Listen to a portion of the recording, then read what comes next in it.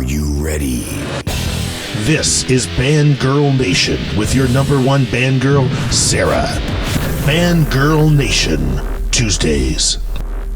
Hey there, Bandgirls. Hope you had a killer March break and are ready for a super exciting episode today. This week, we're dedicating the show to the Face the Music with a Vengeance tour. And you know what that means. Tons of Mariana's Trench, Down with Webster, and Anami Vice. I'm running out of catchy things to start the show with, so 3, 2, 1, action. What's better than facing the music? Facing the music with a vengeance, of course. Mariana's Trench will be kicking off the successful sequel to their Face the Music tour on March 20th in Toronto for the Canadian Radio Music Awards.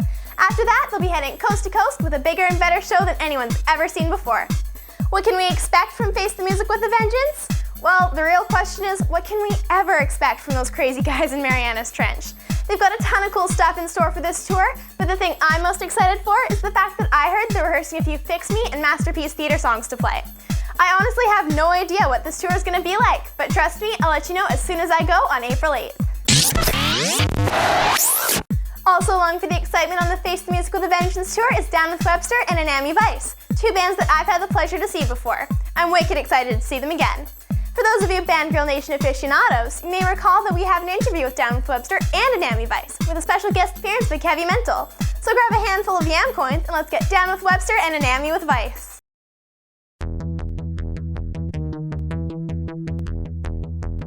Hey there, Bandgirls. It's Sarah here from Bandgirl Nation. I'm hanging out with Bucky, Cam, and Pat from Down with Webster. So how's it going today, guys? Chillin'. So I want to start off by talking about your Jessica music video. Jessica, as soon as I saw your best friend there in the entrance, I knew you were destined. It's sort of got that whole femme fatale aspect going on there. Who came up with that idea? We always come up with kind of all of our ideas in a group, so I think that was the product of all of us hanging out, talking, being like, what should this kind of song be about? Because it sounded dark. It's got a kind of a dark sound, the music, and we're like, what would kind of match that? And we thought getting kidnapped and tied up and stuff. Have you ever had any super bizarre fan experiences? I had somebody, we had saw somebody once, we're in our bus outside of a venue, and people started climbing up the sides of the bus and putting their arms actually through the windows and trying to like grab at our faces. It was like kind of like a zombie apocalypse thing. Have fans ever had you sign anything weird?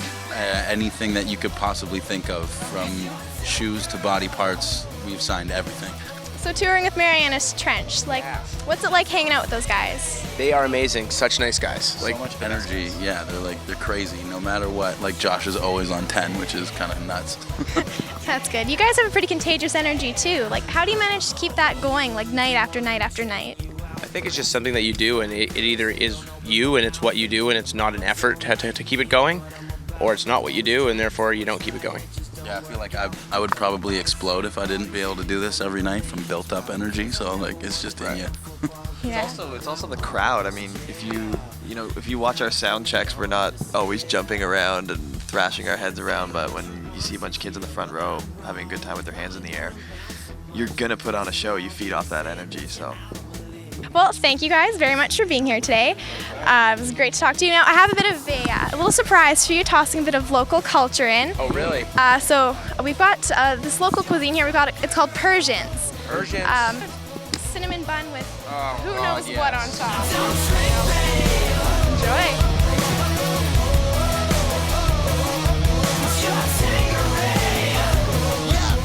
Hey, what's up, guys? We're Down with Webster, and you're watching Bandgirl Nation.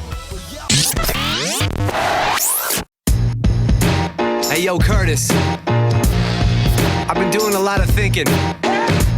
Hey, Bandgirls, I'm Sarah, and I'm here with Kevy and Anami from Anami Vice. And so how's it going, guys? Awesome. How are you? I'm pretty good. I'm doing good. Kevin, how are you? Phenomenal. Excellent. So Josh Ramsey had a little bit of play in your album. How did that relationship come about? I was doing my own thing, and somebody, a friend of a friend of a friend of a friend, passed off the stuff that I was doing to Josh, and he liked it, and he called me up. Actually, he texted me, and he said, "Hey, it's the Mariana's Trench guy, Josh Ramsey. You want to talk about music?" I said, "Sure," and then here we are. So how did working with Josh, did that influence the sound of the new album at all? I think he did a lot. I stepped it up. It's Josh Ramsey. I had to step it up. Yeah, and with Kevy. I had to step it up for Kevy. Step it up. Step up the streets. That was our first inspiration. Kevy always steps it up. You also worked with Carly Rae Jepsen a bit. How did that happen? Well, I wrote on her new album, and I produced a couple tracks for her, and then the first track that we wrote on was a song called Lionel Richie, and he said, it'd be really cool if we got a girl on this song, and I was like, I know this girl, and this is before Call Me Maybe and all that stuff, so it's kind of cool. Yeah, that was awesome. Yeah, it was so.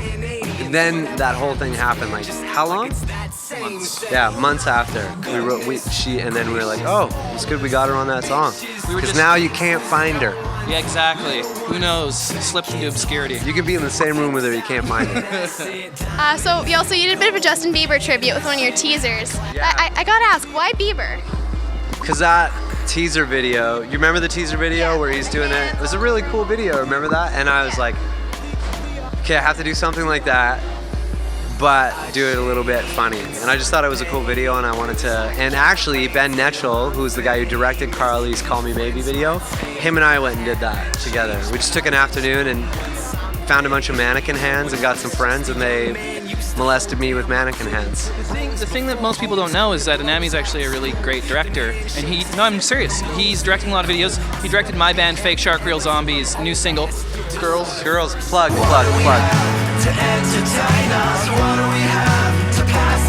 Girls. He directed the video. I did direct it. I started doing my own videos, so that's how I got into it. Thank you very much for being here, guys. So this has been Bandgirl Nation. I'm Sarah, here with Kevy and Anami. And don't forget to check us out on Facebook and Twitter, Bandgirl Nation, and hit our website up, bandgirlnation.com. See you next time. Hey, I'm Anami Vice. And I'm Kevy Mental. This is Bandgirl Nation. Bandgirl Nation. So production coordinator Nick really wanted me to tell you the story that I find embarrassing, but he seems to find hilarious. Before the Down with Webster interview, we were sitting in the van outside, and I was just running over my questions, and then Pat from Down with Webster just strolled on by. The noise I made was not human, and he laughs about it still to this day. I'm really embarrassed that I produced such a sound. I also produced a similar sound when I saw the lyric video for Down with Webster's new song, 1 in a Million. And guess what? Today they just released something extra special too. What is it? I don't know. Check out our Facebook page and maybe you'll find out. Anami Vice also recently released a video for one of my favorite songs of theirs, Take Your Shirt Off. My only comment on that is, Anami, you can definitely take your shirt off any day. So one of my favorite holidays is St. Patrick's Day, and this year I couldn't have spent it any better. I spent my St. Patrick's Day with none other than the amazing Take Me to the Pilot, Live the Story, Else Thiessen, Andrew Basanti, and Mackenzie Heights. Andrew and Else, the opening acoustic acts, just absolutely blew my mind. They have voices straight from heaven, and I'm not even kidding. Locals Mackenzie Heights also tore up the stage, and if you check out our Facebook, you can find links to all three of their amazing music. Highlight of the night for me was discovering Live the Story. I don't know why, but I'd never really heard of them before. They are combinations of everything I love musically, all rolled into one, and it's perfect. Take Me to the Pilot, of course, was absolutely fantabulous, as usual. And prior to the show, we actually had a short little nice interview with them. And by short little nice interview, I mean an hour long of pure laughter. Sorry fighting for Ithaca, but they beat you for longest interview.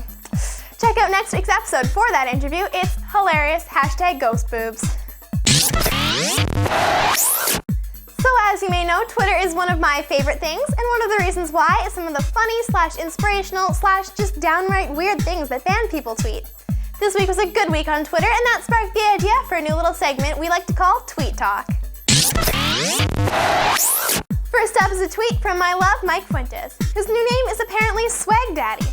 Bye-bye, Mikey Whiskey Hands. Looks like you have another nickname coming at ya. Someone who's always good for a laugh on Twitter is Josh Ramsey. His latest tweet that made me LOL out loud was, I'm gonna write an autobiography that's only available as an audiobook as read by Mr. T. I pity the fool who don't read that audiobook, because I'm pretty sure Josh's autobiography would be hilarious regardless of who's reading it. Another person who's always good for a laugh on Twitter is Phil Maloney, the drummer from Fighting for Ithaca. His latest gem is, when I'm a ghost, I'm gonna intercept any kisses blown to people and plant them right on my butt. Because, you know, ghost pranks. Okay there, Phil. Okay. Our last tweet is one that hit me right here because personally, I find this hilarious. But Alex Gaskarth tweeted, "I'd become a vigilante superhero purely to beat the hell out of the kids doing the gallon smash pranks. Hashtag justice, hashtag milk." What's wrong with those, Alex? They're hilarious. Don't cry over spilt milk. This week's band of the week is more of a one-man band. I mentioned him prior in this episode, and it's none other than Toronto-born Andrew Basanti. The first time I heard him, I was just drawn to watch him. He's super talented, super cute, and he was wearing awesome Converse, which is always a bonus. Check out his song Lagamondir, or whatever it was he was yelling during his set on Sunday. I'm kidding, it's called In Space. Enjoy. I flew up into space just to get some fresh air. Tried to find an escape, but got lost way up there near the moon. Near the moon. I tried to find life on other planets, but all that I got were disappointments. It's true. Yes, it's true. If only it was just me and you, flying above the stars and the moon. If only it was just me and you, just us two. So the weather's heating up and so are the concerts. We have some killer summer concert plans in store, so make sure you keep an eye out. Don't forget to like us on Facebook, follow us on Twitter, subscribe on YouTube, and abuse the hashtag #TakeMeToWarped. From all of us here at Bandgirl Nation, I'm Sarah. You stay classy, San Diego.